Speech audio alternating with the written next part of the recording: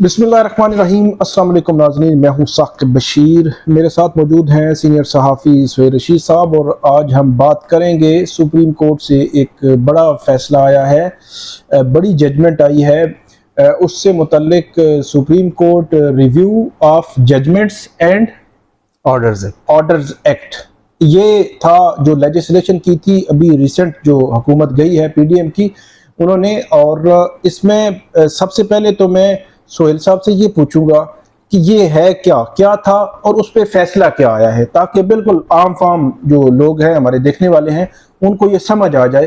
फिर अगले स्टेप पे हम बात करेंगे कि किसको कितना नुकसान हुआ है। बहुत बड़े पैमाने पे एक बहस सोशल मीडिया पे चल रही है कि नवाज शरीफ और जहांगीर तरीन की जो अपीलें या उनके रिव्यू जो है वो रिजेक्ट हो चुके थे, मुस्तरद हो चुके थे, तो उनके खिलाफ अपीलों का ऑप्शन भी था या नहीं था और उनकी नाअहली क्या रहेगी नहीं रहेगी, उस पर बात करेंगे।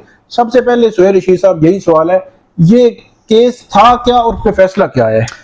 देखिए, सबसे पहले ये केस था क्या, वो जानने के लिए ये कानून क्या था, हम उस पर जाते हैं। कानून ये था कि इस कानून के जरिए सिर्फ सुप्रीम कोर्ट को आइन के एक आर्टिकल के मुताबिक जो वो फैसले करते हैं उनके खिलाफ जो नजरसानी के लिए लोग आते हैं तो उसकी नजरसानी को अपील की तरह देखने का कहा गया था, यानी आर्टिकल 184(3) मुफाद आमा के केसेस। और इसमें बुनियाद ये बताई गई थी गवर्नमेंट की जानिब से कि इसमें अमूमन सुप्रीम कोर्ट खुद डायरेक्ट इन्वॉल्व होती है, नीचे ट्रायल नहीं चला होता, हाई कोर्ट इन्वॉल्व नहीं होती और सुप्रीम कोर्ट का फैसला आता है और वो हतमी होता है। तो उसके खिलाफ जो नजरसानी है ना जी, वो आनी चाहिए अपील की तर्ज पे कि जितने 3 रुकनी जजों ने अगर बेंच ने ये फैसला दिया है तो उसमें जो नजरसानी है वो उससे बड़ा बेंच सुने, ताकि उसे एक लगे कि ये अपील हो रही है। बिल्कुल जैसे हाई कोर्ट में 1 रुकनी बेंच फैसला देता है तो उसके बाद इंट्रा कोर्ट अपील में जाते हैं 2 रुकनी बेंच उसको फिर नजरसानी और अपील में फर्क भी बता दें। नजरसानी और अपील में फर्क ये होता है कि नजरसानी ये होती है जी कि एक फैसला आ गया अदालत से, नजरसानी का स्कोप सिर्फ इतना है, उसमें सिर्फ ये हो सकता था कि जाके ना उसे कहते हैं जी कि नहीं, इस जजमेंट को लिखते हुए आपने फलां कानून को ठीक नहीं लिखा और गलती हो गई है या इसमें ये मिस्टेक आ गई है, एरर। उस जजमेंट में एरर खाली दिखाया जाता है कि ये एरर है, इसे रिमूव करें। ये नहीं होता कि आप सारे फैक्ट्स दोबारा केस पूरा खोलें, उसके मेरिट्स दोबारा देखें और उसे दोबारा आगे लेके तो अपना फैसला बदलें। नजरसानी में ये नहीं होता, सिर्फ एरर्स दिखाए जाते हैं। अपील में ये होता है कि पूरा केस दोबारा खुलता है, देखा जाता है कि पहला जो फैसला है जिसको चैलेंज किया गया है वो ठीक था या नहीं, शवाहिद क्या थे, हकायक क्या थे, केस किस तरह चला और उसमें निचोड़ जो निकला वो ठीक या नहीं, वो उसको पूरा वसी बुनियादों पे देखा जाता है। अब कानून के मुताबिक ये कह दिया गया कि आप सुप्रीम कोर्ट नजरसानी जो है ना वो अपील की तरफ पे देखेगी और लार्जर बेंच सुना करेगा। यानी मैं आपको आसान कर देता हूं कि पंजाब में इलेक्शन कराने का फैसला 3 रुकनी बेंच ने दिया अगर, तो उसके खिलाफ जो इलेक्शन कमीशन ने नजरसानी की दरखास्त दायर की हुई थी, गवर्नमेंट ने उस वक्त ये कोशिश की थी कि अब इसको वही बेंच ना सुने, एक बड़ा बेंच सुने, ठीक है, तो मामला इल्तवा में जाए। तो इस कानून की बुनियादी तौर पर पीछे भी नीयत कुछ उतनी साफ नहीं थी और आगे जो हैंडलिंग हुई उस पर भी क्वेश्चन होते रहते हैं। लेकिन ये ऐसे वक्त पे आया था कि पंजाब इलेक्शन के खिलाफ नजरसानी केस लगा हुआ था, कोर्ट रूम में चलते केस के दौरान अटॉर्नी जनरल साहब ने जाके बताया जी कि आप नहीं ये सुन सकते, हमने नया कानून बना लिया और उसके तहत ये लार्जर बेंच सुनेगा। उसी दौरान फिर 3 दरखास्तें आ जाती हैं कि नहीं जी ये तो कानून ही ठीक नहीं है, अब बरह रास्त सुप्रीम कोर्ट की उसमें मुदाखलत है। तो उस पर आज फैसला सुनाया गया है और उस कानून को कलअदम करा दिया गया और कहा गया कि इसकी कोई आईनी हैसियत नहीं है, ये कानून आइन के खिलाफ था और इस कानून को पास करने का पार्लियामेंट के पास इख्तियार भी नहीं था। इसमें जो बिलखुसूस इजाफी नोट लिखा है जस्टिस मुनीब अख्तर साहब ने, उन्होंने ये निचोड़ निकाला है कि जो अमूमी कानून साजी है ना पार्लियामेंट की, वो उतना एक ही पावरफुल इख्तियार है जितना एक सुप्रीम कोर्ट का पावरफुल इख्तियार है कि वो अपने रूल्स खुद बना सकते हैं।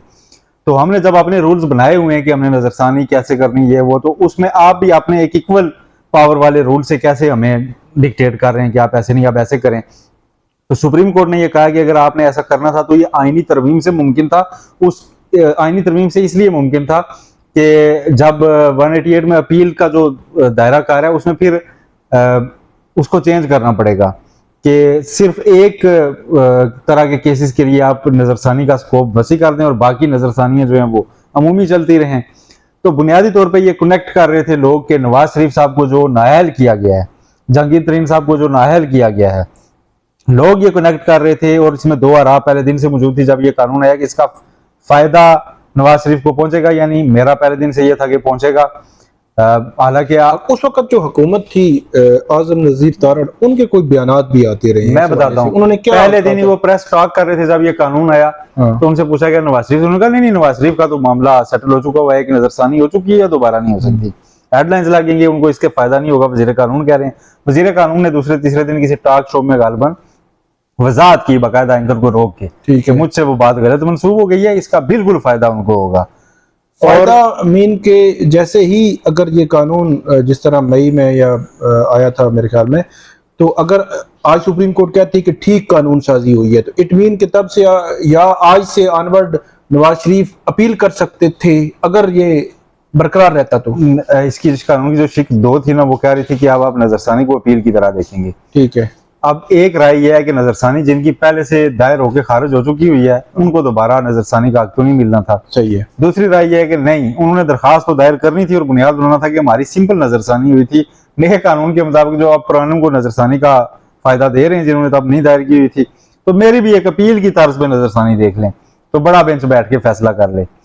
तो उसमें फिर ये होना था कि उनका वो दरखास्त इंटरटेन भी हो सकती थी और उसका रास्ता बिल्कुल मौजूद था। नई ग्राउंड्स के ऊपर वो दोबारा आ सकते थे कि अब नए कानून के तहत मैं ये दायर कर रहा हूँ, तो उनको उसका फायदा मिलना था। लेकिन आज ये रास्ता हो गया बंद, कलअदम करार दिया गया सिरे से ही इस कानून को, और उसमें वाजे किया गया कि आईनी तरमीम से मुमकिन था, आप सादा जो कानून साजी है उससे ये नहीं कर सकते थे, क्योंकि इसके लिए आपको आइन की कुछ और शिकें भी तब्दील करनी होंगी, वरना ये उससे मुतसादम हो जाती हैं और ऐसे ही ये नहीं रह सकता। और फिर आपको एक असूल तय करना होगा कि जब आप नजरसानी के बाद भी अपील का एक दे रहे हैं, अपील जैसी नजरसानी, तो उसमें फिर जजमेंट्स फाइनल कब होंगी। वो कहते हैं कि जो जस्टिस सिस्टम है उसकी बेस होती है कि लोगों में डर भी बेसिकली जराइम से तभी होता है कि वो पता चले कि यार एक मौके पे ना एंड भी है, वहां से सुप्रीम कोर्ट से फैसला आ गया और बस अब हमें भुगतना है। तो आप नए से नए रास्ते खोलते जा रहे हैं, तो जजमेंट्स जब फाइनल ही नहीं होंगी, दोबारा नजरसानियां खुलेंगी और पूरा सैलाब उमड़ आएगा, तो लोगों को किधर डर रह जाएगा। कहेंगे जी कि आप अच्छा ट्रायल चला आपका, हाई कोर्ट गया आप, सुप्रीम कोर्ट गया आप, उसके बाद सुप्रीम कोर्ट का भी फैसला हतमी नहीं है और आगे निकल गया। अगर चाहिए सिर्फ सुप्रीम कोर्ट की जो खुद इंटरटेन की जाते हैं 184(3) जो ओरिजिनल जुरिस्डिक्शन से मुतालिक था, जो 100 मोटो केसेस हैं या जो पनामा में दरखास्तें थी 184(3) की, उससे रिलेटेड ये था मामला, लेकिन वो भी बेतहाशा केसेस है। तो ये फ्लड गेट तो बहरहाल खुलना था और यही सुप्रीम कोर्ट ने अपनी जजमेंट में लिखा है और अब इसको सिरे से ही खत्म कर दी है। अच्छा सुहेल साहब, जो नवाज शरीफ और जहांगीर तरीन की नायली थी, डिस्क्वालिफिकेशन थी 62(1)(f) के तहत, वो फॉर लाइफ थी। उसमें तो रिसेंटली हुकूमत ने इलेक्शन एक्ट 2017 में एक तरमीम की है जिसमें तय कर दिया है कि जिस दिन किसी भी बंदे को सजा होगी तो उसकी उस दिन से जब से सजा शुरू होगी तो 5 साल के लिए नायली होगी। मतलब ये है कि अगर इधर नहीं तो उस तरफ से नवाज शरीफ और उनको रिलीफ मिला हुआ है पहले। ये हमारे काफी दोस्त आज लिख रहे हैं कि रिलीफ मिला हुआ है, मैं इसको और तरह से लेता हूँ। ठीक है, वो अहल हो जाएंगे दोबारा इलेक्शन लड़ने के लिए, लेकिन नवाज शरीफ के कैडर का आदमी, आप ये समझते हैं कि वो पब्लिक में जाके ये कहेगा कि मैं सजा पूरी करके आ गया, मैंने फिर वोट पाओ? वो तो क्लीन चिट लेने के आदमी है हजूर। वो तो शरीफ फैमिली का तो तरीकाकार ये है कि यूके से अगर कोई ऑब्जर्वेशन आ जाए तो वो कहते हैं हमें सारे केसेस में क्लीन चिट मिल गई है। तो वो आप समझते हैं कि वो कहेंगे अच्छा जी हमने नहीं, हमने वाकई कंपनी छुपाई हुई थी और हम सजा पूरी करके अकामे पे आ गए और पनामे पे हम पूरी सजा करके आ गए? नहीं, उन्होंने इस पे नजरसानी दायर करनी थी, सुप्रीम कोर्ट से लेना था कि सजा गलत दी गई है, ओके, उस पे जाके पॉलिटिक्स करनी है, मतलब तो पॉलिटिक्स करनी है। वहां पे वो जो चीज थी वहां पे वो रुक गई है आज के फैसले से कि सुप्रीम कोर्ट से एक क्लीन चिट जो उनको क्लीन चिट नहीं मिलेगी। आप सजा याफ्ता बंदा सजा पूरी करके वापस आ गया, ये हकायक होंगे। अच्छा, मेरा आखिरी सवाल ये है कि अल्टीमेटली जो पार्लियामेंट है वो भी एक सुप्रीम इदारा है हमारा मुल्क का, अगरचे उसको पीटीएम ने बड़ा अजीब तरीके से इस्तेमाल किया, लेकिन बहरहाल सुप्रीम इदारा है। और दूसरी तरफ अगर बात करें तो सुप्रीम कोर्ट अलग से जुडिशरी जो है पूरा है सुप्रीम है। तो ये जो बैलेंस है, मतलब वहाँ पार्लियामेंट कह रही है कि हम जो लेजिस्लेशन करें उनको सुप्रीम कोर्ट ना चढ़े और सुप्रीम कोर्ट ने आज उनको कर दिया, तो ये मतलब ये एक टकराव की टकराव की सूरत हाल जरूर है, लेकिन टकराव की सूरत हाल उतनी भी नहीं है। मैं आपको बताऊं कि पार्लियामेंट सुप्रीम जरूर है, लेकिन पार्लियामेंट को आइन नहीं देखना गया। पार्लियामेंट आइन के मुताबिक सुप्रीम है ना। आर्टिकल 184(3) किस चीज का है बताएं, किस चीज का आर्टिकल 1? मतलब आईने पाकिस्तान आईने पाकिस्तान का है। तो आईने पाकिस्तान से मुतालिक आप सादा कानून बना के कहते हैं कि अब ऐसे नहीं ऐसे होगा। आईने पाकिस्तान से मुतालिक आपने कोई चीज करनी है तो आप आइन में ही तरमीम करके करेंगे, यही सुप्रीम कोर्ट ने कहा है।